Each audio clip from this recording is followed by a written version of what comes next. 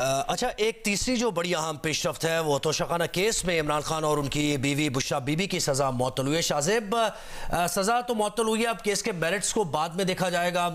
کہ ایویڈنس کیا ہیں اور کیسے، لیکن یہ کہ سزا معطل ہو گئی ہے فی الحال ان کی، تو یہ ایک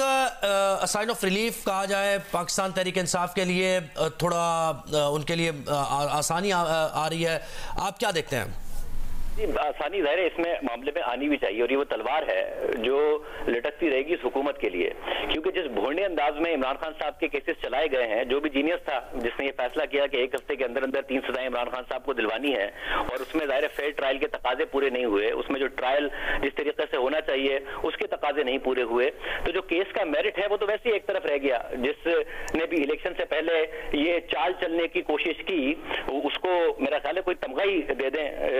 اگر وہ ایجنسیوں میں سے کوئی تھا جس نے یہ سارا کا سارا کام کیا ہے، کیونکہ نہ کوئی فیئر ٹرائل تھا باقاعدہ طور پر، نہ یہ رول آف لا کے مطابق تھا، چاہے وہ توشہ خانہ کیس ہو یا پھر عدت میں نکاح کا کیس ہو،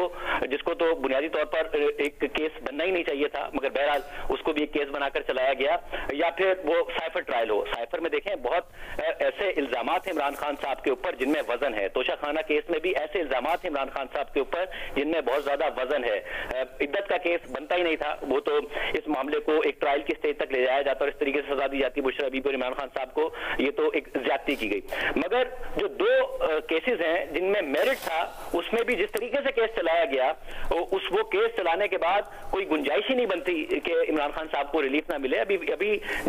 سسپینڈ ہوا ہے اور آگے جا کے اپیل میں بھی یہ سزائیں سٹینڈ نہیں کر پائیں گی، نہ اس کیس میں کر پائے گی، نہ عدت کے کیس میں کر پائے گی، نہ ہی سائفر میں کر پائے گی۔ اب عدالت نے فیصلہ کرنا ہے کہ وہ اس کو ری ٹرائل کے لیے ماتحت عدالت کو بھیجتی ہے یا پھر کیس ہی ختم کرنے کا فیصلہ کرتی ہے، جتنے بھونڈے انداز میں عمران خان صاحب کو سزائیں دی گئی۔